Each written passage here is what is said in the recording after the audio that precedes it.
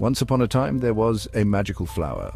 It had golden petals. The flower glowed with a warm light. This special flower could heal the sick and injured. A drop of dew from the magical flower could even save someone who was dying. One day a queen became very ill. She was expecting a baby. The king searched everywhere for something to cure his beloved wife. He heard whispers of a magical flower with healing powers. He knew he had to find it.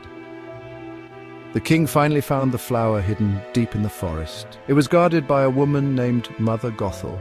Mother Gothel was selfish and cruel. She used the flower's magic to stay young forever. The king pleaded with Mother Gothel to help his queen. Mother Gothel was reluctant, but she eventually agreed to help. She gave the king a single drop of the flower's dew. The queen drank the dew and was instantly healed. She gave birth to a beautiful baby girl with golden hair. They named her Rapunzel. The king and queen were overjoyed to have their beloved daughter. They knew that Rapunzel was a gift from the magical flower. They vowed to protect her always.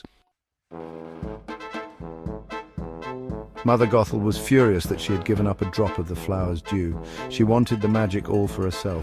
She snuck into the castle one night and kidnapped baby Rapunzel. Mother Gothel took Rapunzel to a hidden tower deep in the forest. The tower had no door and only one window high up on the wall. Mother Gothel kept Rapunzel locked inside.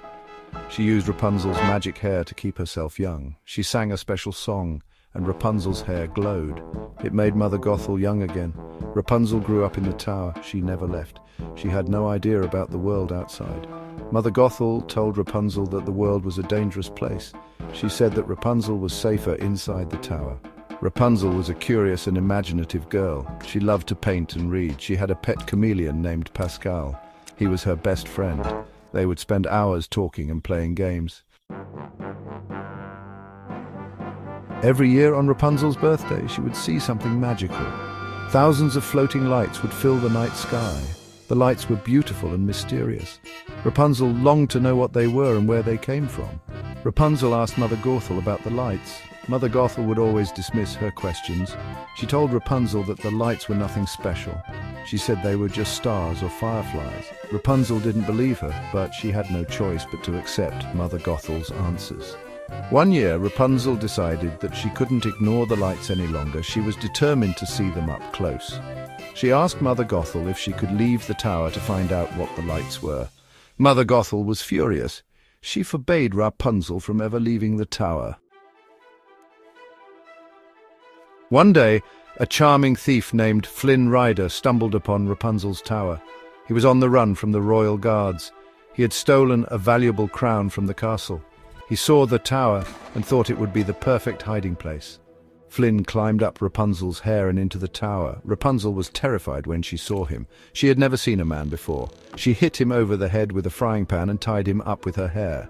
Flynn woke up and tried to charm his way out of the situation. He introduced himself as Eugene Fitzherbert, his real name. Rapunzel didn't trust him at first, but she eventually agreed to make him a deal. If he helped her see the floating lights, she would return his stolen crown. Flynn reluctantly agreed to help Rapunzel. They snuck out of the tower and set off on an adventure. They encountered many obstacles along the way. They were chased by Mother Gothel, who was determined to get Rapunzel back. They also had to outrun the royal guards, who were still searching for Flynn. Despite the danger, Rapunzel and Flynn began to enjoy each other's company. Rapunzel was amazed by the world outside the tower. She had never seen so many people or such beautiful scenery. Flynn was charmed by Rapunzel's innocence and optimism. He began to regret his life of crime. Rapunzel and Flynn's adventures brought them closer together. They shared stories and secrets. They learned to trust and rely on each other. They were falling in love. As Rapunzel got closer to the kingdom, she started having strange dreams. She saw images of a king and queen who looked familiar. She heard a lullaby that she realized she knew by heart. She began to suspect that there was something special about her past. One day, Rapunzel and Flynn were in the town square when the royal family appeared. The king and queen were holding a ceremony in honor of their long-lost daughter. They released thousands of floating lanterns into the sky. It was the same day that Rapunzel had seen the lights from her tower. Rapunzel was stunned. She realized that the king and queen in the pictures were her parents. She was the lost princess. She had finally found her true identity. Mother Gothel was furious when she discovered that Rapunzel had gone to see the floating lights. She followed them to the kingdom and tricked Rapunzel into returning to the tower. She locked Rapunzel back in her room and waited for Flynn to come and rescue her. Flynn arrived at the tower and found Rapunzel trapped. He tried to fight Mother Gothel, but she stabbed him with a dagger. Rapunzel was devastated. She pleaded with Mother Gothel to let her heal Flynn with her magic hair. Mother Gothel agreed, but only if Rapunzel promised to stay in the tower forever. Rapunzel agreed, but Flynn knew he couldn't let her sacrifice her freedom.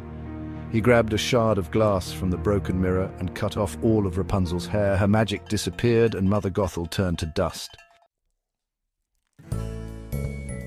Flynn was dying. He told Rapunzel that she was his new dream.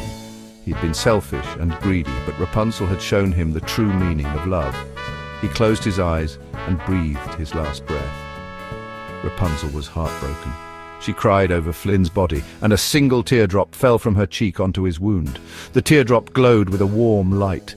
Flynn gasped and opened his eyes. He was alive. Rapunzel's tears now had the healing power of the magical flower. Rapunzel and Flynn returned to the kingdom. The king and queen were overjoyed to see their daughter again. They welcomed Flynn into their family with open arms. They had a grand celebration to welcome Rapunzel home. Rapunzel was finally free to live her own life. She spent her days exploring the kingdom and learning about her family history. She used her healing tears to help those in need. She married Flynn, and they lived happily ever after. The story of Rapunzel, the lost princess, teaches us that it's never too late to find your true self. It also reminds us that love and sacrifice can conquer even the darkest of evils.